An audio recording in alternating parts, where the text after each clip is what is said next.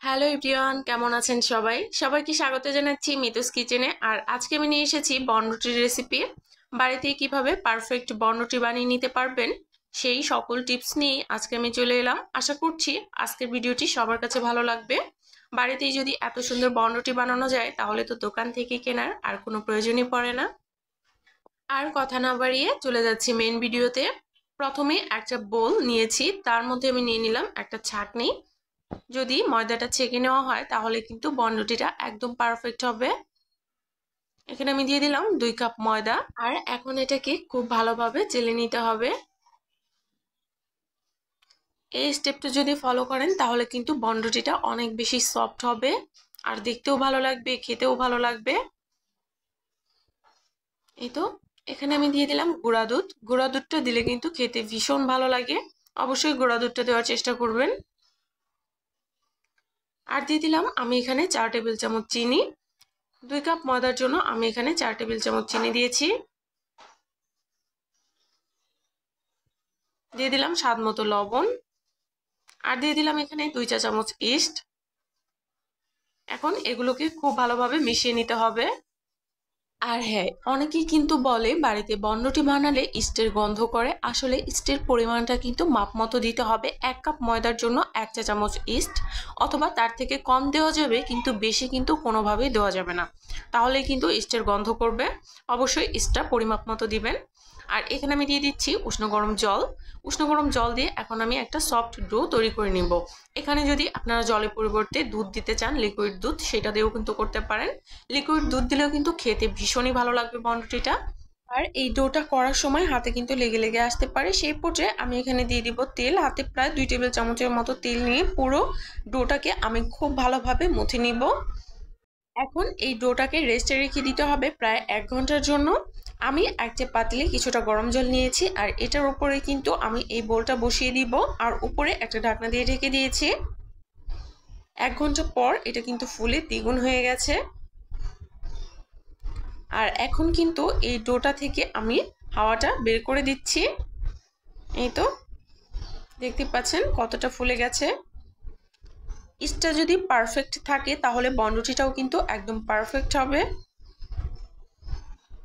খুব ভালোভাবে এটাকে মথে নিতে হবে। প্রায় 5 মিনিটের মতো কিন্তু আমি এটাকে মথে নিয়েছি। আর তারপর এখানে আমি সামান্য পরিমাণ ময়দা ছিটিয়ে দিলাম। এখন এই ডোটাকে কিন্তু একটু বেলে নিতে হবে। আর বেলার সময় একটু কষ্ট হতে পারে, বারবার কিন্তু চেপে চেপে আসবে, একটু ধৈর্য ধরে এটাকে বেলে নিতে হবে। আর তারপর একটা সাইড থেকে আমি ঠিক এইভাবে রোল করে নিব। এই তো রোল করে নিয়েছি। এখন ঠিক এই লম্বাভাবেই কিন্তু আমি আরো একবার বেলে নিব। এভাবে করলে কিন্তু রুটির ভেতরটা অনেক বেশি সুন্দর হয় আর খেতেও কিন্তু ভালো লাগে। এই তো এটা কিন্তু দেখে বুঝে নিতে হবে। আমি দুইভাবে কিন্তু বেলে নিচ্ছি। এখন এটাকে আমি আবারও রোল করে নিব। আসলে আমি কিন্তু আজকে একটু লম্বা মোল্ডে এটাকে বেক করব, সেই জন্য আমি লম্বা করে নিচ্ছি। আপনারা যদি এটাকে গোল করে নিতে চান তাহলে কিন্তু গোল করে নিতে পারেন। গোল গোল করে লেচি কেটে খুব ভালোভাবে একটা শেপ দিয়ে দিতে হবে। আর যেহেতু আজকে আমি লম্বা মোল্ডে করছি, লম্বা মোল্ডের মধ্যে নিয়ে নিচ্ছি। সেই মাপে কিন্তু নিয়েছি। এটা কিন্তু ফুলে দ্বিগুণ হয়ে যাবে। এটাকে আমি এখন রেস্টে রেখে দিব 1 ঘন্টার জন্য। 1 ঘন্টার জন্য এটাকে আমি ঢাকা দিয়ে রেস্টে রেখেছিলাম। আর দেখতেই পাচ্ছেন এটা কেমন ফুলে দ্বিগুণ হয়ে গেছে। এই পর্যায়ে আমি এটার উপরে একটা ডিমের কুসুম ব্রাশ করে দিচ্ছি। এতে করে কিন্তু উপরে কালারটা অনেক বেশি সুন্দর লাগবে আর দেখতেও কিন্তু ভালো লাগবে।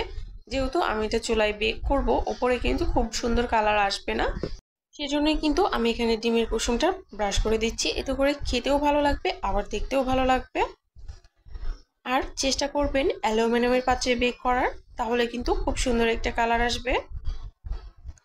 আর যদি ঢাকনাটাও কাচের না হয়ে অ্যালুমিনিয়ামের হয় তাহলেও কিন্তু খুব ভালো হয়। আমার ঢাকনাটা কিন্তু কাচের, যার কারণে ওপরে খুব বেশি সুন্দর কালার আসবে না। ওপরে আমি একটু ডিম ব্রাশ করে দিচ্ছি। চুলায় আগে থেকে একটা প্যান আমি প্রিহিট করে নিয়েছি। আর এর মধ্যে কিন্তু আমি একটা স্ট্যান্ডও বসিয়ে দিয়েছি। এই তো তারপরে কিন্তু আমি মোলটা দিয়ে দিলাম। আর ঢাকনার যে ছিদ্রটা আছে সেটাও কিন্তু আমি একটা টিস্যু পেপার দিয়ে বন্ধ করে দিয়েছি। এটাকে কিন্তু আমি প্রায় 40 মিনিটের মতো বেক করে নিয়েছি। যেহেতু রুটিটা অনেক বেশি বড় সাইজে আর মোল্ডেও কিন্তু আমার জায়গাটা কম হয়ে গেছে, এখানে আমার 1.5 কাপ ময়দা নিলে কিন্তু ঠিক ছিল। আমি এখানে 2 কাপ ময়দা নিয়েছি, যার কারণে কিন্তু ওপরটা একদম ফেটে গেছে, ফেটে কিন্তু দুইটা ভাগ হয়ে গেছে রুটিটা। নিচটাও কিন্তু খুব সুন্দরভাবে বেক হয়েছে, ওপরেও কিন্তু সুন্দর একটা কালার এসেছে। নিচে কিন্তু মোল্ডের নিচে আমি একটা কাগজ দিয়ে দিয়েছিলাম, যার কারণে কিন্তু নিচটা পড়ে যায়নি। আর ভেতরটা কতটা সফট হয়েছে দেখে কিন্তু বোঝা যাচ্ছে। আশা করছি ভিডিওটি সবার কাছে ভালো লেগেছে। ভালো লাগলে একটা শেয়ার দিয়ে দিবেন। সবাই ভালো থাকবেন।